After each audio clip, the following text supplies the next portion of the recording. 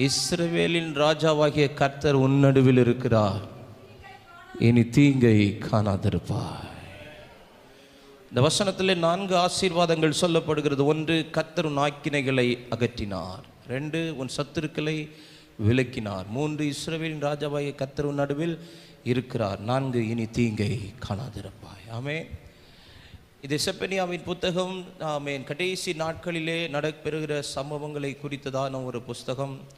இடுக்கணும் நெருக்கமும் ஒடுக்கமும் நிறைந்த ஒரு காலகட்டத்திலே தேவ ஜனங்கள் வரும்போது, தெய்வ பிள்ளைகளுக்கு எதிராய் போராட்டங்களும் பிரச்சனைகளும் பாடுகளும் உபத்திரவங்களும் நெருக்கி வரும்போது, அவர்களுக்கு எதிராய் துரோகங்கள், அவர்களுக்கு எதிராய் சவால்கள், அவர்களுக்கு எதிராய் அநேக நிந்தைகளும் அவமானங்களும் தம்முடைய ஜனத்தை நெருக்கும்போது, அந்த ஜனங்களின் நடுவிலே மீந்திருக்கிற ஒரு ஜனக்கூட்டத்துக்கு தேவன் சொல்லுகிற ஒரு வார்த்தை தான் இந்த வார்த்தை.